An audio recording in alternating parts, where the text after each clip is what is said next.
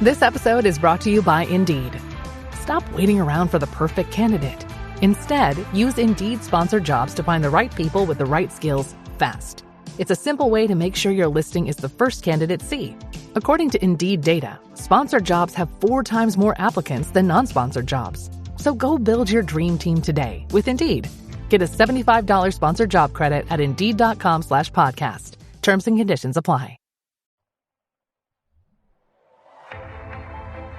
Ladies and gentlemen, live from the Netherlands and Camarillo, California, It's another edition of Marketing Geeks with your hosts, Justin Womack, the Inspirer, and Andros Sturgeon, the guy. the guy that goes to Burning Man a lot.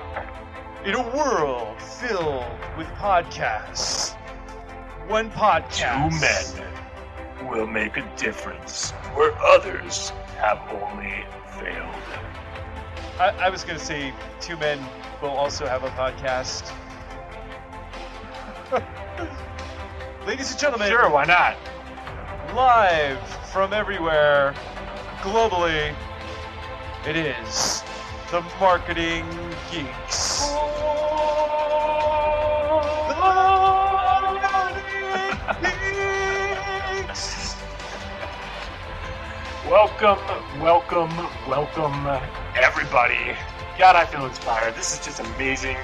I think I could take over the world. I'm going to start another business today just because of this intro music. That's right. That's right. Trading at Schwab is now powered by Ameritrade, giving you even more specialized support than ever before. Like access to the trade desk, our team of passionate traders ready to tackle anything from the most complex trading questions to a simple strategy gut check. Need assistance? No problem. Get 24/7 professional answers and live help, and access support by phone, email, and in-platform chat. That's how Schwab is here for you, to help you trade brilliantly. Learn more at schwab.com/trading. 2 kinds of phishing out here. One for fish, one for your data. Hackers try to hook you, but Cisco Duo keeps every user and device protected. Cisco Duo. Phishing season is over. Learn more at duo.com. And where did we get this intro music? This intro music comes from audiojungle.net. It is the free track available for September 2018 on audiojungle.net. That's a good one. I like that one. It's a good one, yeah. Here's a little life hack for those of you who do not know. Now, one of the things that we geek out about here at Marketing Geeks is the fact that there's a couple of websites that we like to go and platforms, that we like to visit because they give out free stuff, or they and we'll go over these over the next few weeks. But one of our favorites is Audio Jungle, which is actually part of the Envato platform. And there you can buy templates and for like After Effects and different sound effects and music. But every month they give out a free track, and we're not getting paid by this. This is just a little thing that we do. We love doing it, so we're sharing it with you. But if you go to Audio Jungle, you can get a free track every month, and that we just played was the free track of the month. And a lot of times it's really good stuff. This one is actually I like this track. I'll probably use it on something. Yeah, it's very cinematic. I mean, I really enjoy it, and it's a $29 value because actually that's what they charge on the site. Starting in October, it'll be $29 again. So get it now while it's free. Yeah. So if you head on over to audiojungle.com, you can download this .net, and they have other ones like Video Hive. They have, and you can download all of them. So every month, one of the cool things that we like to do is go over there and get the freebie of the month. And so we recommend that you do that too. And again, we're not endorsed by them, although if anybody at the Envato company does want to sponsor us, we would not say no to that. We'll think about it. Think about it. We're out of our, because we do have 7 listeners, and so everyone's vying for our advertising dollars. So I was gone last week, and you held down the fort by yourself. Yeah. I held down the fort by myself. I had my solo rendition episode. It was it wasn't the same. It was okay. It was But if I want to, Was tell it like a Garth joke, trying or to I do want Wayne's World by himself? Is that it was a lot like Garth doing Wayne's World, where I'm just sitting there, I'm having a good time. Not. Well, I did have a good time. I was at Burning Man, and I would love to talk about a little bit quickly about Burning Man, the Burning Man Festival, and what I discovered there. Because one of the things that I love about going to Burning Man every year, this is my 19th year, not in a row. I missed last year because I was in the process of moving to the Netherlands, and I did miss the year my son was born because he was 2 weeks away from being born, and his mother was not keen on going to Burning Man, and she felt that there was a possibility I could miss his birth, being that by the time I got back, it was only 1 week away. So when I suggested, if Elon Musk owned Burning Man, you would have been fired. Look, I told her at the time, I said, why don't you just go out to Burning Man with me, and because every doula in the world is probably going to be there, and you'll be fine, right? I mean, if you give birth at Burning Man, how cool would that be? And she just, it's a legend. Yeah. A legend. She just looked at me for a long time and said nothing else. And so I got the feeling it sounds that wasn't. It sounds great, but I could totally picture the reaction. The reaction wouldn't come out as good. Yeah. I mean, you just had a baby, so how would Laura? I mean, Laura would do that, right? She'd go to Burning Man and have a baby there, right? No? Yeah, totally. Yeah, without a doubt. Yeah, sure. Why not? That's why you married her. So, Burning Man. First of all, for those who are uninitiated of our, 3 of the 7 listeners who may not know, Burning Man is a giant festival out in the Nevada desert. They built this temporary city. It's the 3rd largest city in all of Nevada when it's built. There's 75,000 people out there. And it is like going to Oz. It is unlike any other experience you will ever have. It started off as a small little event where a guy named Larry Harvey, who unfortunately just passed away this year, decided that he was going to have a renewal ceremony. And so he went to a beach in San Francisco and built a little effigy to kind of signify his own renewal of some experiences that he went through. And he burned it, and they had a big party. And it was so fun that they decided to do it again the next following year on the beach. So they started going every year, and the thing just doubled in size each year. And so before you knew it, there were hundreds and hundreds of people on the beach, thousands of people on the beach. Finally, the authorities came in, they shut down the event, and so they knew they wanted to keep it going. So they went to the Nevada desert, the Black Rock Desert, which is 2 hours outside of Reno. It's in a prehistoric lake bed, and it looks like something out of a Salvador Dali painting. It's just completely flat. And what they do every year is they build this temporary city with art and these, building-sized pieces of art that they burn down to the ground. And at the end of the week, there's a giant effigy of a man, and it's several stories high. And they burn it down to the ground. But they also have this temple. And the temple is pretty amazing because during the week, people go in there and they write things on the walls, and they, memorials to past friends who've died, or relationships that have fallen apart, or things they want to move through, traumas. And, you go in there and it's very cathartic. People are crying and holding each other and meditating. And, it's just really, it gets very personal. And at the very last thing of the week on Sunday night, they burn that to the ground. And whereas the Saturday night burn, when they burn the man, everyone's yelling and screaming, and there's this fireworks, and go online, you can see video of it. It's incredible. It's a spectacle. It's the biggest spectacle. Explosions. It's amazing. And then, but the temple burn is cathartic and quiet. So you have about 30,000 people who are just silently watching this burning building, while people are silently crying as they're releasing their trauma. And it's a spiritual experience. It's very deep.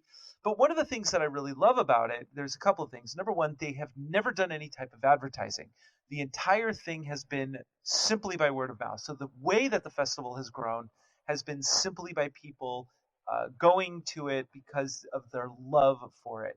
Now, in the first year that I went, which was 1997, they were up kind of against an existential crisis, because the Tickets were only $68, and they were running out of money because the BLM, the Bureau of Land Management, who issues the permit, raised the cost of the permit. And so after the events, they were actually losing a lot of money, and they didn't know what to do because also they insisted that law enforcement go, which I have mixed feelings about. But they also insisted that the Burning Man organization pay for all the law enforcement.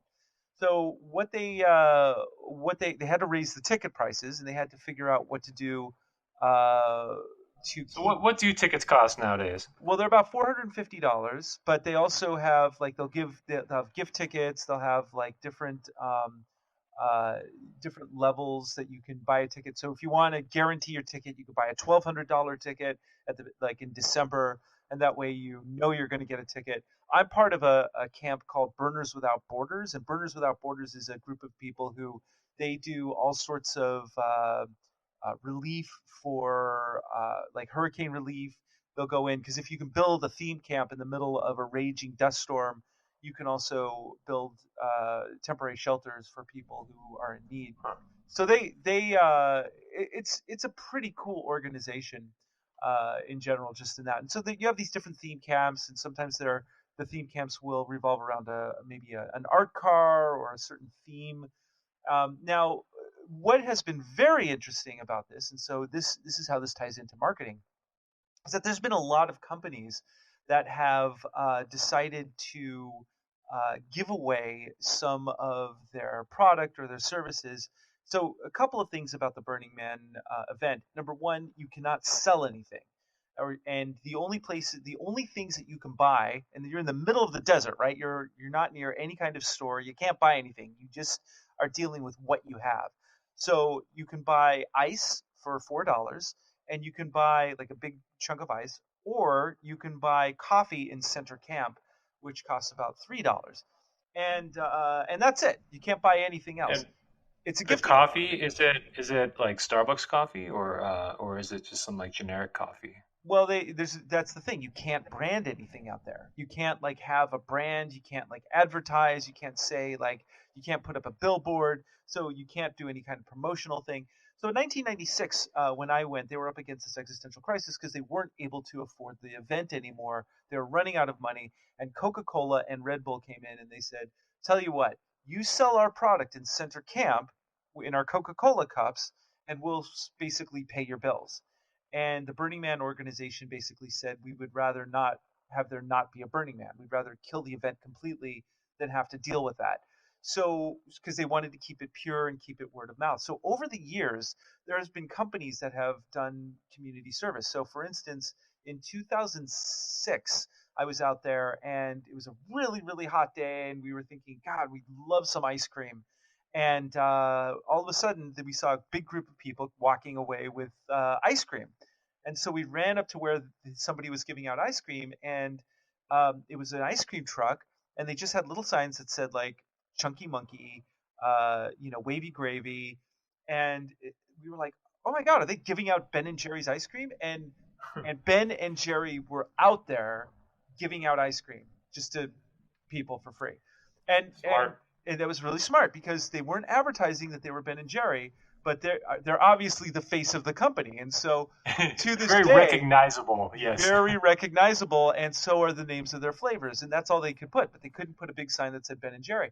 But here's the thing: here I am, 12 years later, right, and I am basically talking about Ben and Jerry's ice cream. I am an evangelist for that brand, because they gave it away for free in the desert 12 years ago, right? And so, very cool. yeah, and so this is kind of a common occurrence. So, for instance, there's another camp that they call Foam Against the Machine, and you have to bring out your own showers. So a lot of people don't shower during the week, but they do have a public shower where you can go into this giant camp. Everybody gets naked. There's a DJ in there. This famous artist named Alex Gray is painting live painting, and they put you like in a big booth with a bunch of other naked people, and they spray you down with foam, and the foam is obviously Dr. Bronner's soap, right? And it used to be called Dr. Bronner's Camp, but they got rid of the name. Now they name it Foam Against the Machine, but everybody knows what it is. So during the week when you're hot and dusty, you can go get a free foam cleaning with Dr. Bronner's. It's sponsored by Dr. Bronner's, but nobody says that. They also had a gigantic art car that looks like a cathedral. And if you go online, you could just look up art cars at Burning Man. This thing was immense. It was the size of a building, and it looked like a giant cathedral. And that was sponsored by Uber. And everybody knew that, but at no point was Uber's name ever mentioned. So the thing that I find extremely satisfying and wonderful about Burning Man itself is that there are companies that go out there and they do soft advertising, but it's all like word of mouth. Even the event itself, when tickets go on sale, it sells out in about 30 minutes, like 70,000 tickets instantly. And again, this is all word of mouth. So that's one aspect of the event that I really like. The other aspect of the event that I love is that the people that go out there are the smartest tech people in Silicon Valley and all over the world. The smartest artists, the smartest. So, like for instance, the guy that I rode up with was this guy named Rob Ross, and he is the Silicon Valley player. He lives in San Francisco, and he was like head of business development for Microsoft, and part of like all these acquisitions for different companies. And so we talked a lot about kind of marketing and tech and blockchain and all this stuff. So it was fascinating to me because the people that you meet are just so incredibly brilliant, and it's like anybody you talk to, you can just suddenly have this conversation about technology or spirituality or anything like that. But one of the people that I talked to, and this is again part of geek, marketing, it was a guy who he was running a platform that was one of the top advertising platforms on the internet, and their clients were like Tumblr, the Huffington Post. And so when you go to these websites, those advertisements that show up on these particular websites that feed you kind of targeted advertising, he ran that platform. It was owned by Yahoo, and they changed the name to Oath. And interesting thing, I said, so how's it going? Like, how are you doing with that particular platform now that an ad blocker is basically built into Chrome and you can get all these other extensions and, advertising is really hard? And he goes, well, a few years ago, we were the number one, like we made millions and millions of dollars a month, but we're sunsetting the program. In fact, by the end of next month, I'm out of a job. So that's interesting. That's like super. So the ad blockers have been that disruptive to this market, huh? So absolutely. Is that the reason he gave? The reason he gave was the ad blockers. That was the ad blocker. So that is the fascinating thing, where the nature of advertising just in the past few years has completely shifted from targeted advertising, and he was kind of laying out how the platform worked. So, in Facebook advertising, where you can like target certain types of demographics down to like income level and, whether or not somebody has just had a baby or anything like this. He said that for now, until they change that, but yeah. Right, exactly. But he said that his platform is like that on steroids. So he can actually get down to so granular that it's like males who are 35 who have a Mercedes-Benz, but they're thinking of buying a Lexus, and they also like Justin Bieber, but they only like these songs. Like really like way down to the very minute level, and he could feed up the data to these huge companies like Coca-Cola and whatever. But and it was very successful. But they're sunsetting the program. It's like it's not going to exist. So the question then for all of you marketing geeks out there is twofold. Number one, how do you market in this day and age when traditional marketing is literally dying on the vine real time? And number two, how do you create a circumstance like a Burning Man situation where you're giving away a product where you're also marketing? So, that's part of that. I mean, the examples you gave, a lot of those, part of that is having a strong brand to begin with to be able to pull that stunt off. And it's not necessarily a stunt, but you know what I mean. Like Ben and Jerry, if they were just two random guys giving out ice cream, it wouldn't have the same impact as the fact that, okay, well, these are like billionaires or I don't know, they're high net worth individuals giving out their ice cream, and we recognize them, we recognize the flavors, so it's something we recognize. Whereas if it was just again like a mom and pop ice cream shop doing it, I mean, it'd be awesome, but it wouldn't be as memorable because they spent the time and built their brand ahead of time too, so they're leveraging it. So that's important here to mention. Right. And so, something that Justin and I talk about is the rule of 7, in that it takes 7 exposures of your brand for it to kind of stick in someone's mind. And so the rule of 7 is highly important when it comes to particular marketing, because you're right. If it was a mom and pop, and my first experience with this mom and pop was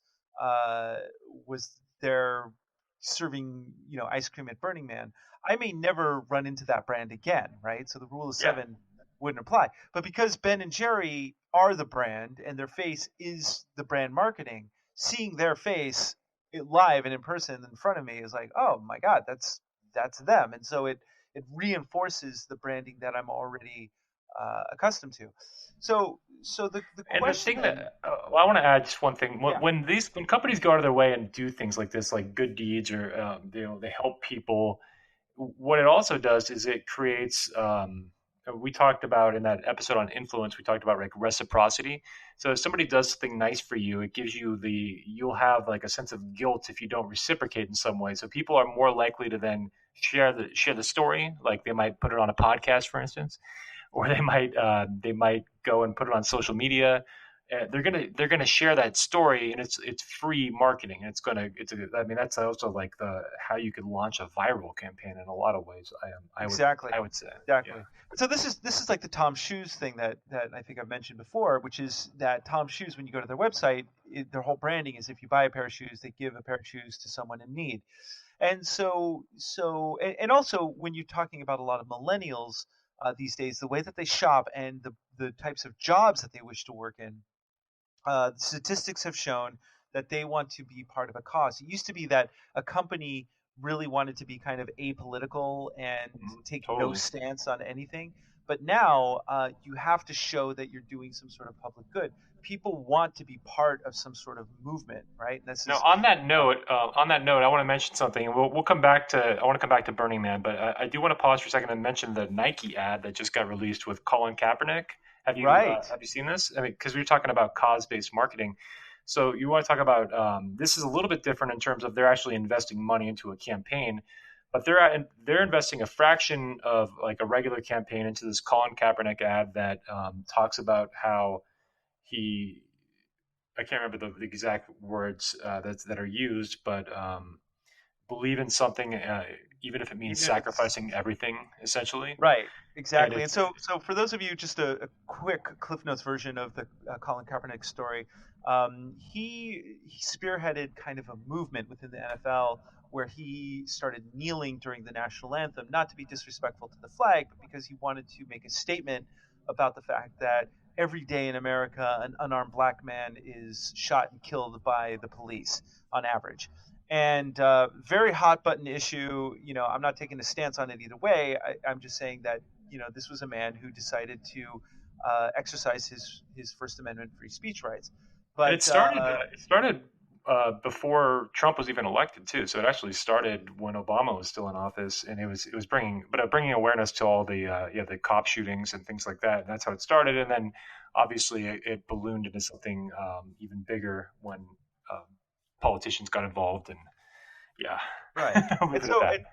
And although Colin Kaepernick was a very good player and was a first round draft pick for several years.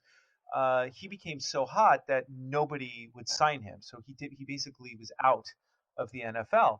And so for Nike to use him as the face of this campaign, very daring, because they knew that it would be like a hot button issue. But somewhere somebody did the market research and they ran the numbers and they said, well, we're going to lose some people, but we're also going to gain some people. And they wouldn't have done it if they felt that it wasn't going to give them some sort of boost on some level in the long run. But what's funny is like people started burning their Nike shoes in protest and putting that up. But what's funny about that is even when someone is burning their Nike shoes in protest, and this is probably something that they thought about when they ran this campaign, people are going to do that. you are still advertising for Nike, right? Because as So the flames true. are coming off these shoes, there's like the Nike logo, and it's still It advertising. depends It's on your still, belief system on that, but I am a believer. Like, yeah, there's no such thing as bad press in a lot of ways because you're getting the exposure over and over and over again. Rule of 7 again. right. And so Right. they did some research already and said in the 24 hours since they launched this campaign, which is like Monday or Tuesday of this week, Nike has gotten $43 million worth of media exposure in less than 24 hours of launching it. So they calculated that the value of the media was $43 million and on a campaign that probably cost them like $1 million or, I'm sure a fraction of that to get it launched. Right. And so and that's the point, right? So it's like somebody and I used to work in market research, and so we would run focus groups. So I mean, they obviously ran some focus groups. They held up like the ads before they ran. They asked a bunch of people. They did the numbers. They there was a lot of math involved. But at the end of the day, Nike said, well, you know what? We're going to lose some people, but we're going to also gain a lot in notoriety, and we're going to gain a lot in like people who we're going to lose people, but we're going to also gain a lot. They'll gain So some. I mean, people that are political that may not otherwise buy Nike gear will probably come on board to support because it's like a cause now. And they're definitely going to lose. You're definitely going to lose some people that believe that it's a disrespect to the flag and the military. So that crowd that has that belief system is definitely going to be. They're going to lose some of them, and some of them will probably just keep buying the product anyway.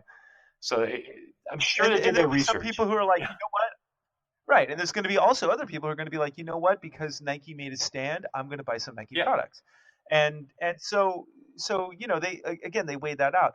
But what this comes down to is a couple of things. Number one, it's about the idea of how advertising, which when I was growing up and I would watch Saturday morning cartoons and eat sugar cereal until my Captain Crunch made stalactites of flesh hang down from the roof of my mouth. And I would be advertised over and over with McDonald's commercials. And by noon, I just wanted McDonald's because I had been inundated with McDonald's commercials. The McDonald's commercials were better produced than the cartoons I was watching. This was in the 70s, right? And nowadays, I'm watching my son right now. You hear him laughing? He's watching Netflix. He doesn't watch commercials. In fact, when he watches YouTube, sometimes, I don't put him in front of a tablet all the time. We're going to go to a museum later today. But when he watches something on YouTube and there's an ad, he knows to watch for that countdown, 3, 2, 1, and he hits skip ad. The kid he's 3. He's 3 years old, right? And he knows to skip ads. He doesn't watch any advertising. So a whole new generation of people with ad blockers and with the ability to skip advertising and not watch any kind of advertising at all, they are not growing up with traditional advertising. So then the question is, how do you reach people in a way that do your marketing in a way that has a message, will alienate people, but will also bring clients, or you gift something in a way like Ben and Jerry did at Burning Man, or you create the most epic art car in the world, and when you get on, you hear through the grapevine that it's done by Uber. So then next time you take an Uber, it's like, oh, I rode on that giant Uber art car, right? So just watching how everything is shifting in the marketplace, marketing in general really comes down to how your business tells its story. And so this is something that Justin and I are extremely passionate about, which is the storytelling aspect of business. If you don't really tell your story with your business or tell a story for your clients, if you're a marketer, you're not gonna make it, because traditional Facebook advertising, especially as Facebook loses market share. I mean, they're very there's danger of them being subject to regulation now too. I mean, because Congress has been rumored to be stepping in. I mean, that's not just them; all social media platforms. But that's also potentially down the pipeline. But I wanted to just add one thing about the advertising stuff here, and that's that, like we mentioned before, companies are being a little bit bolder this day and age, and they are taking political stands. And part of that, in my theory, is that it's harder now to be like a brand that reaches everybody. And I think because the mediums are changing, so we don't, like, television doesn't, you can't just advertise on television as easy as it used to be. because I mean people aren't watching TV as much, or they're skipping ads, and ad blockers are out there. So now I think what's happening is companies are realizing that they're going to have to segment down. So they're going to have to take their brands and segment, Right. and by taking a stand on something that's hot, like a hot political issue, yeah, they're going to alienate a big chunk of people, but they're also going to strengthen relationships with the ones that stand behind it, and they're going to bring a different section on. And I think what we're seeing is a trend where the big brand that again appeals to tries to sell to everybody, they try to sell their product to everyone, is a thing that's slowly going away. So companies like Coke, McDonald's, a lot of them, they're not as powerful as they were, 10 years ago, 20 years ago. Right. So, and it's also got to be authentic, because if you remember, good point. For those of you who don't remember, Chloe, there was one of the with the young Kardashian, I don't forget her name, but one of the Kardashians. But they did I think it was Pepsi did an advertising spot with her where she was modeling, and then all of a sudden there's like a big protest going on outside, and she like became part of this movement, and it happened in the middle of like during it wasn't Occupy, but it was like the Me Too movements were starting, and so it was this inauthentic ad where she became part of this movement, but the movement wasn't really stated. It was just kind of like showing that people were in the streets standing for something. Pepsi, right? And it backfired so badly because it just felt contrived, right? So the thing is that as you said, you got to make a stand, but it's got to be for something real. You can't just like have some fake marketing thing where you're like, yes, we're behind. You've got to really like do something. And so the trends now, I mean, especially with like Me Too movements and the NFL kneeling and these sort of things, the trend now is for companies to really have to make a stand about where they are and integrate it into their story. Otherwise, you're lost. One of the things that I talk about is like with Chipotle. When I do my public talks, I talk about how I used to mention the word Chipotle versus McDonald's, and people would say with Chipotle, oh, well, that stands for healthy food. It stands for like locally sourced. It stands for, that was part of their stories until people started getting sick from that food. And now E. coli is part of their story and they can't shake it, right? So you got to be very careful about how you tell your story, because there can also be a lot of things that backfire. I mean, say what you will about our current president in the United States, but one thing he's good at is playing the story to his base, right? And he's good at organic marketing, because every time he tweets, like somebody writes a story about it. So right, yeah. exactly. And so and that's how he was able to run for president without spending any money whatsoever, really, because people were hanging on to every word.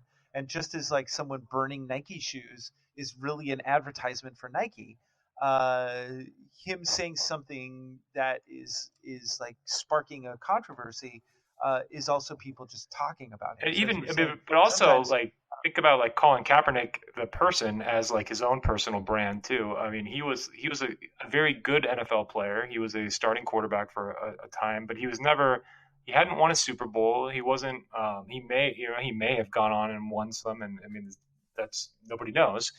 But his taking a stand for him has like completely changed his profile. He's now looked at, and I heard some quotes of people comparing him to Muhammad Ali, and he's now like looked at as a civil rights leader. He's on the cover of Time magazine when he started doing the protest. And he's very much compared to these big civil rights leaders now, and that was in a lot of ways, I mean, organic. I mean, if we want to talk about personal branding, but organic marketing. I mean, he created this entire brand for himself through his protest. That's right. So. And had to pivot his career. So what this means for you out there in business land and marketing land is that when you move forward with marketing campaigns, it can't just be about advertising. It's got to be about making a statement and telling a story. And as we move forward further into the 21st century, all companies are going to have to consider this in their marketing. So for instance, when I now when I work with clients, when before it was just like, all right, we'll set up a Facebook advertising campaign, we'll run some Google AdWords for you, and blah blah blah blah, easy peasy. Get to your market segments, just put an advertisement in front of them a bunch of times. Now it is, we need to attract someone with the story that you tell and how you tell it. And so, this takes a lot more creativity and a lot more thought with that. And I don't think it has to. It doesn't have to be like on a hot button political issue, but yes, but you have to tell a story and you have to segment down. So you can't. I think so many people, because I mean, you and I have met with lots of clients over the years. They'll always say that I don't want to alienate people. I want to reach everyone with my message. But the reality is this is shifting faster than I even thought before. But that's not going to work at all soon. It still works a little bit that if you put down a message that's trying to reach everyone, it'll be watered down and won't be as powerful. It can still work a little bit, but as the climate shifts here, as the young generation becomes older and has more of the buying power, it's going to be that you have to segment down. Now you don't have to take a hot button political stance necessarily, but you have to take a stance on some key issues, and you have to alienate some of your base in order to deepen the relationship with the ones you care about. And that's a big changing landscape, I believe. Yeah, absolutely. So, if you have any questions about this, you can always connect with us on LinkedIn, and we'll be happy to, ask us a question. We love talking. Just answer them, I think. We'll answer them. We will answer them. Definitely. So that's what we'll do. Anyway, guess what? Oh, you know what that is. All right. It's time for the Marketing Geeks Sex Robot Report. Sex robot. Get ready for it. Get ready. All right. Oh, I like that little horn there. Yeah. You know what's happening there, baby. Oh, yeah. Come on, robot. All right. What do you got for us? All right. This is from the Daily Star in the UK. Headline: Sex robot boom driven by social media fueled loneliness, reveals internet porn boss. So sex robots' popularity is being driven by social media fueled loneliness as people become increasingly isolated. And this one internet porn boss reveals. How do you become an internet porn boss? And does that say that on your business card? I want to know, Patrick Garcia, internet porn boss. I'd love to be quoted on this article, but if you're gonna interview me, just make sure to cite me as the internet porn giant. I honestly, I would put that as the name on my door. If someone comes in, just internet porn boss. How do I get that job? So, all right, sex dolls are increasingly sophisticated. Sex robots are booming in popularity, with brothels popping up all around the world. We talked about that in our sex robot report a couple of weeks ago. And last week, Daily Star Online revealed that the world's first sex robot porn film has now been released by private. Really? That's wow. I'm intrigued. Rule 47. Is it on Netflix yet? I don't know. Rule 47 of the internet, folks. And if you don't know what that is, just Google it. Patrick Garcia, head of development at the internet porn giant, weighed on the rise of sex robots. Internet porn giant. That's what it is. I want that on my card. He revealed that he believes loneliness driven by social media is fueling the desire for sex robots when speaking to the Daily Star Online. The porn boss added that he believes sex robots will also help cater the rise of niche sexual desires. So this is kind of interesting. First of all, we are becoming kind of more isolated due to the rise of. Can I say though, isn't sex with a sex robot kind of already a niche? Isn't that already a niche thing? We're gonna get more. We're gonna niche down even more. We're gonna get some handcuffs involved and whatever else happens. Look, Now here's the interesting thing that I wonder about, and this is like honestly, there's a couple of sort of byproducts of having a sex robot culture. Number one, if you have a sex robot who basically has an AI algorithm in there that responds to your particular flavor of whatever, right? It's like whatever your little kink is, your sex robot will respond exactly the way that you want and learn from your wants and desires. That means that you have, and as the technology gets better and better, you have a sexual partner that is absolutely perfect for you in every single way. And there is going to be I guarantee you, there's going to be a mental condition that people are going to suffer from that will be basically men. I assume it's going to be mostly men, some women, who will not be able to relate to real women because they have been, like, their brains have been rewired because of You know, sex robots. if there's not one, I mean, who writes like the mental disorders? Because I mean, they have the DSM, right? The Diagnostic and Statistical Manual for Mental Disorders. Now, who decides like what is one? Because we should write to them and we should get ahead of this, and maybe we can brand it too. Like, maybe we can have like a support group, or I don't know. Maybe I don't know.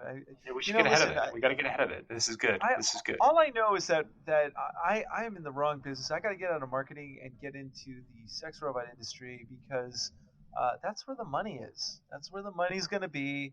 And does virtual reality play? Is that at all worrisome about the sex robot market? That virtual reality could be so realistic that that sex robots would just be too expensive and obsolete? Is that a future that you are worried about? Actually, to tell you the truth, I think that there's going to be a combination of augmented reality and sex robot tech. So basically, you could have like a torso, right? And instead of like the robot looking like kind of a stunned mannequin, you can like project. You could project a because I mean, there is somebody. So is it just a torso though? So like if somebody came into the room while it was happening, it would just be like a torso. When you say came into the room, you mean came into the room? I'll let you decide what I meant there. So yeah, I mean, basically, if you have a torso, you could project like Scarlett Johansson with augmented reality onto the torso, and that's probably what I see more as the future being, because then you can like reskin it kind of, and there'll be companies that will basically sell these 3D sort of projection models. Will there be like actresses that sell the rights to their likeness Absolutely. for big money? Well, let me tell you something. Scarlett Johansson was like, I will sell my likeness, and for every like projection onto a sex robot augmented reality projection, royalties. I get royalties, like $1,000 or whatever. Yes, there will be people like, I would do that. I'm sure people. I mean, I couldn't sell for 1,000. I don't know how many women are going to be buying that one, but I'm glad to know. I would sell mine. I would sell mine for $49.99, and when I say $49.99, I mean 49 cents. It's rounded up to 50 cents. And 99 micro pennies. That's right. In Bitcoin. So anyway, it is kind of interesting, and I do think that as people become more isolated, this technology will be, But that said, we also have Tinder, which is really interesting because it's gamified naughty time. A different form of. Yeah. So that. Gamified naughty time. Gamified naughty time. That is the name. That was another edition of the Sex Robot Report on Marketing Geeks. That's right. Oh, slow it down. Yeah. There we go. All right. Join us again next week, folks, when we have another episode of Marketing Geeks with the Sex Robot Report. That was fun. So other news, marketing news, kind of interesting. Amazon. This is from Marketing Land. Amazon streamlines ad products under a new Amazon advertising brand. So what they're doing is they had all these different sort of segmented Amazon advertising platforms, AMS, AMG, AAP, and that was the Amazon Media Group, that was the Amazon Marketing Services, and that was the Amazon Advertising Platform. And they're going to retire all of those, and they're basically bringing it under the new, what they're calling the Amazon Advertising Platform, which is called the DSP. So it's interesting because we talked about how people are bailing from Facebook. I mean, I personally have stopped contributing any sort of data to Facebook whatsoever. I'm not posting anything anymore, and I'm not alone. There's a lot of people who are now not doing as much Facebooking as they used to. So if Facebook doesn't get as many eyeballs, they're losing market share with their advertising. And of course, Amazon sees a huge opportunity here, so they're reformatting their advertising platform so they can take some of that market share. Yeah, I think there's a big opportunity for them because everybody's shopping on Amazon these days, and I mean, I don't know what kind of ads they're showing now, but if they open up that market, I think that's a huge opportunity, and they smell blood in the water with Facebook because Facebook is a wounded animal right now. They're a wounded animal. That's right. which is also a sex robot that I'd like to invent. The Facebook wounded animal. That's right. Someone out there will buy it. I'm telling you.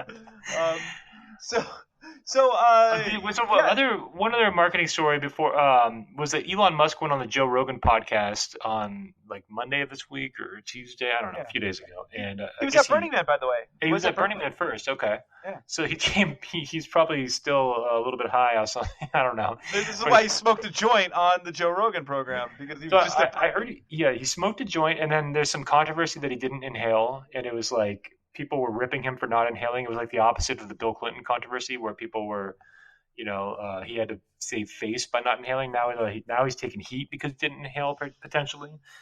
But apparently the backlash he's had his problems recently. So he's had some run-ins with his company and shareholders and the media.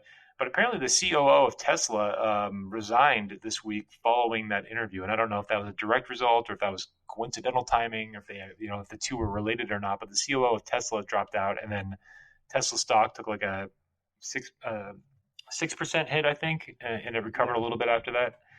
Well, it's also been dropping. Now, this is interesting. Going back to like the story that you tell of your business, Tesla, Elon Musk, a lot of his what he does is kind of smoke and mirrors, and there's because he'll talk about like colonizing Mars, but that's probably never going to happen. However, it is good advertising for his brand, and he's one of the only billionaires who's actually trying to do something kind of innovative and interesting. It tells a story of somebody they have big vision. It tells a story of a gigantic vision, right? I mean, that's what I see. Right. And like the Tesla and creating like the electronic cars like everywhere. I mean, big vision.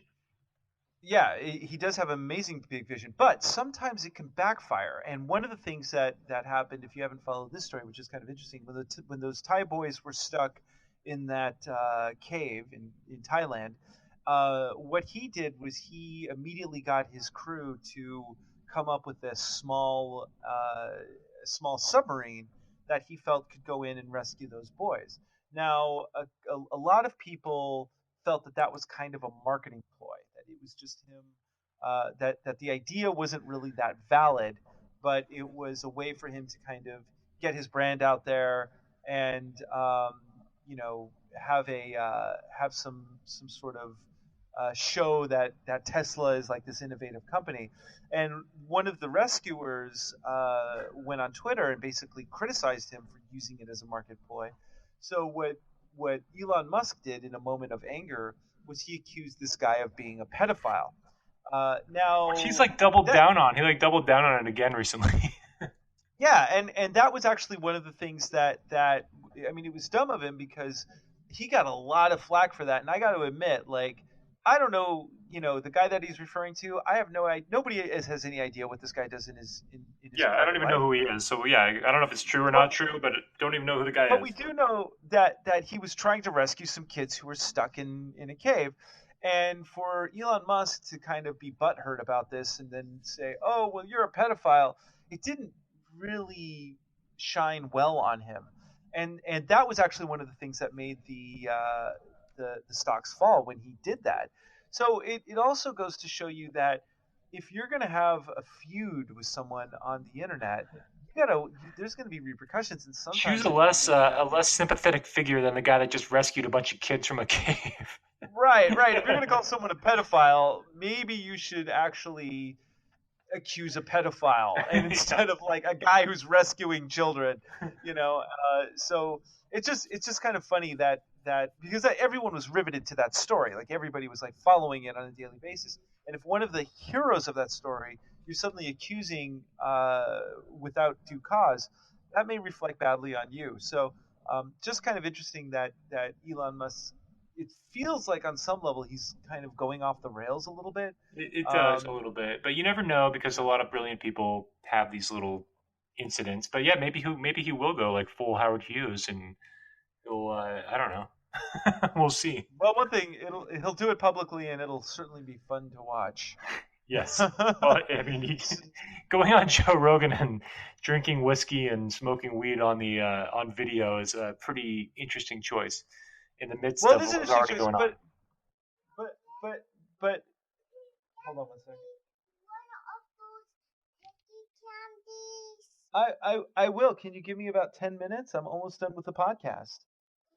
And then if you're quiet for just a few more minutes, I will get you a piggy candy. Is that a deal? Can we shake on it?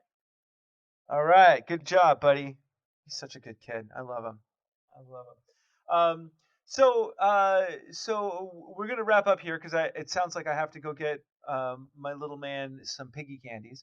But the first thing and he already had breakfast, so I'm not irresponsible on that level. But I would like to pivot just a little bit and talk about a movie that I saw when I was on the airplane because I had to fly all the way to America from the Netherlands to go to Burning Man. And I was finally able to see Solo, which was on the sorry to hear that. Plane. And okay. So shall we do our review of Solo? Yeah, let's go into it okay. Warning: the following review will contain spoilers. Viewer discretion is advised. So, all right. That was I don't know what that sound was. It was the. That's good. That was that review. That was a spoiler. That was spoiler full review. We're allowed to spoil now. Feel free. Okay, so first of all, Star Wars to me when I was a kid was it. Like my dad wrote Star Trek, but I was a Star Wars fan. Like I had the Star Wars sheets, I had the toys, I had the whole bit. I had one of the first Star Wars toys ever. Like I wish I had hung on to it. It'd be worth a lot of money now. But the thing that Disney made this mistake. So they went into this to the Star Wars universe with like, well, we already have the Star Wars universe. We have it, right? They bought it for $4 billion, which looking back at it, that was probably a deal. And they were thinking this is already set up the way we spent, years setting up the MCU, the Marvel Cinematic Universe. And the Marvel Cinematic Universe, in my mind, is awesome. I mean, even the worst of those movies is still highly entertaining. Yeah. And so I think that there was this kind of thought that like we can just make pretty much anything and people will watch it. If we film 2 hours of George Lucas taking a dump on R2-D2's head, people will spend money to see that movie, right? And what they ended up doing was they made The Force Awakens, which I felt was slightly contrived.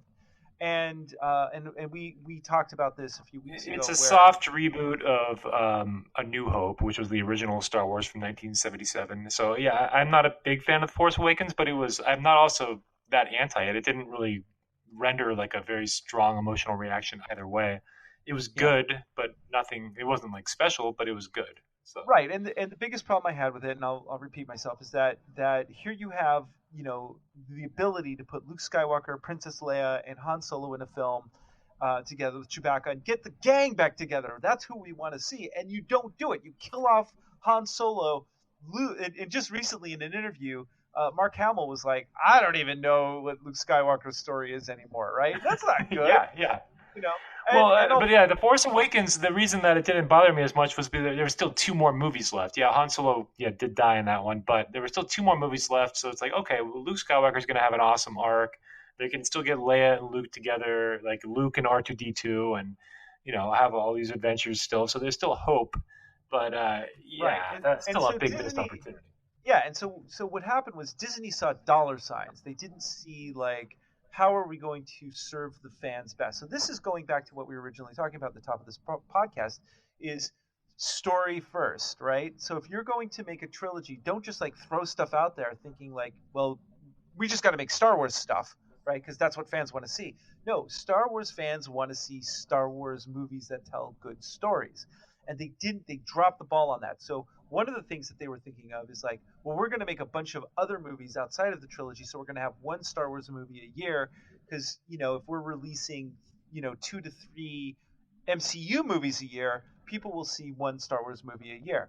Well, that's not necessarily the case because Solo, okay?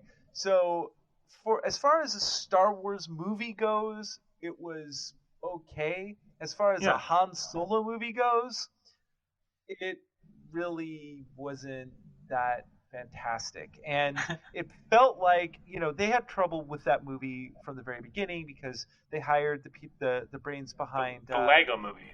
The Lego movie, Phil Lord and the other guy. Yeah. And Phil Lord and the other guy. Yeah, and they fired them when the movie was almost done, and they hired Ron Howard to finish the movie off. But it was a mess. It was like, you know, like there was a whole sequence that took place on this. It was like a train heist where they're like, you know, they've got spaceships. Why do you need a train? I don't understand this, right? And it, you know, and for some reason, what's her name? Thandie Newton, like, feels the need to sacrifice her life at the end of that heist. There's a lot of like weird things going on. Yeah, and it's got to be the black woman, right? Of course. Yeah, like, come on now.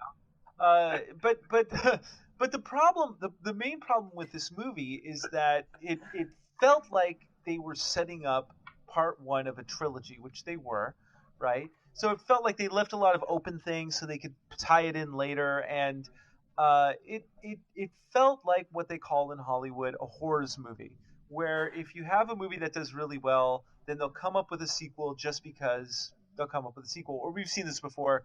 They make a movie that they assume is going to do well, so they go, this is part one of a trilogy, right? Justice League. Right. And so it was like they didn't really care about the fans. They cared about like how can we squeeze as much money out of this thing as possible.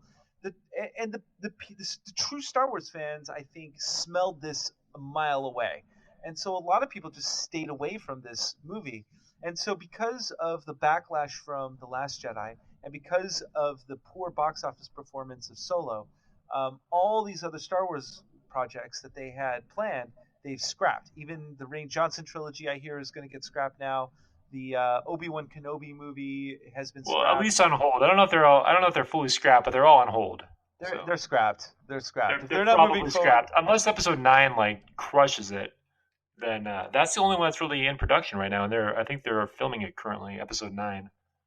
Right. And so what they're going to do is they're going to wait and see what the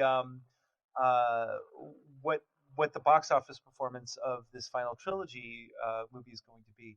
And if it tanks, I have a feeling Star Wars is going to be put on ice for just a little while, because, you know, they're building that huge theme park, and, you know, if they kill that trilogy out of sheer neglect of really focusing on the fans, if J.J. Abrams cannot fix the trilogy that he helped break, man, that's going to be sad. It's going to be sad. I mean, there's so much money in the merchandise and in the brand that they can't afford to damage it through the movies. So they, you know, if the movies are doing damage and not helping, then that's very tragic when you invest $4 billion in something.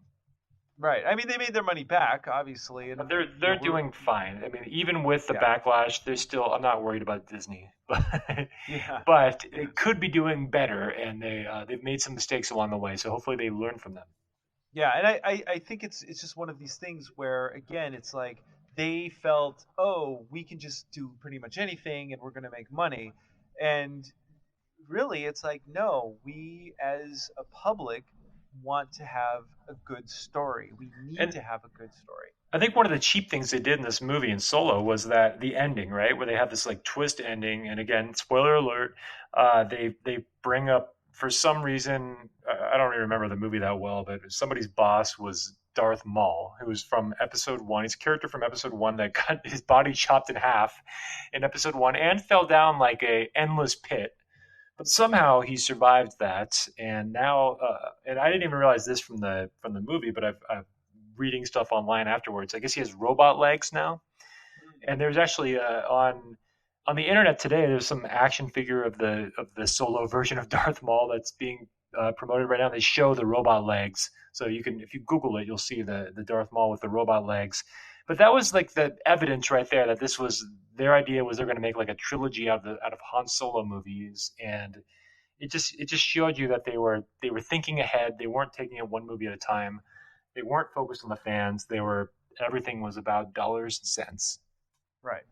And so, and the toys that we can sell. Let's sell everybody loved Darth Maul. Let's bring him back. And everybody already has the Darth Maul action figure from episode 1, but now they need the robot legs edition. Yeah. And you know what? Look, if you have a fantastic character and you kill it off, and it's like, we don't need to see a Boba Fett origin story. We don't. It's like part of the mystique was that we don't know who that character is behind the mask. And once you kind of show that, you have that, mystique, and then you kill that mystique, it kills the entire thing. Now, there is one exception. I want a scene where Boba Fett is in, he's getting like a shake, and it's like a boba shake, and he doesn't have a name. He's like he's an orphan or something, and they're like, oh, he likes boba. Let's call him Boba. That's right. You're referring to in the movie Han Solo when he just had the name Han, and he was signing up to fight in the Imperial Army for a moment. Yeah. He, at the airport. The guy asked him, "Is like, do you have a last name?" And he goes, "No, I don't have any family or anything." He goes, "All right, so you're Solo, Han Solo." Because we needed that. We really needed a backstory for the name. We couldn't just accept that it's his name. Like that was just. But now, however, I am going to the biggest geek news that I haven't touched yet. This is the biggest geek news ever. My God, this can't was wait. Yes. Oh yeah. When I heard this, I was like, hell yes! And I stood up on my chair. I'm standing up my chair right now. I'm jumping on the couch like Tom Cruise. One fantastic science fiction character that they're bringing back, Jean-Luc Picard. Patrick Stewart is coming back in a new Star Wars series as Jean-Luc Picard. Hell yeah! I'm on the couch. I'm jumping up and down. I'm on Oprah. So that to me is like, folks, I cannot wait. We'll have more stories about that as that develops. I'm gonna see if I can get some people who are involved in marketing around that on the show. Are they bringing back Brett Spiner as Data? Are they bringing him back? I don't know, but there was a photo recently taken of the old cast, kind of all together and hanging out. How are they looking these days? Well, they're looking. Patrick Stewart, he was bald at a young age. That helps him age less later on. Yeah, Patrick Stewart still looks like Patrick Stewart, no matter how you slice it. Yeah. So he's Patrick Stewart. But anyway, that we'll have more developments as that unfolds. We're going to get some guests on in the next few weeks. Next week, what are we going to talk about next week? Do we have any? It's a secret. We're going to talk about how secrecy is very important in marketing. That's right. And and we're also going to big news. We are planning another webinar for all you folks out there. And that's a secret thing, but we want to invite all 7 listeners to come and check out that webinar. And if you have any questions for us, feel free to connect with me, Andros Sturgeon, and Justin Womack on LinkedIn. Or email us at realmarketinggeeks@gmail.com. So realmarketinggeeks@gmail.com. Just go ahead and email us there. That's our dedicated line for the fans of this show. And we're building a website. So that's like super prestige. Yeah, so we're going to build a website where all the shows will be archived and there'll be photos. It's not ready yet. We've gone as far as purchasing the domain. But, I had a Burning Man conference. Yeah, you're busy. Yeah. But that's right. So that, ladies and gentlemen, concludes another episode of Marketing Geeks. In a time when marketing is in trouble. In a world filled with bad advertising and people who don't know what they're doing, 2 men will rise. Marketing. Put your emotions out there. All your love, all your hate, everything you've got, just put it on the line because we believe in a cause. We believe in marketing. That's what we stand for. That's who we are. We are marketers. Marketing Geeks! We are one in this world. All right, Mini Geek. I am marketing. Mini Geek, say goodbye. Say goodbye to the people out there. Goodbye. I am a marketer. Love you. I love you. Oh, I love you. All right, everybody, from the Netherlands. All right, everyone, Andros Sturgeon. Stay classy. Stay classy. Just do it. Just do it. Stay classy. Yeah, way to go. Good show. Good show. Yeah.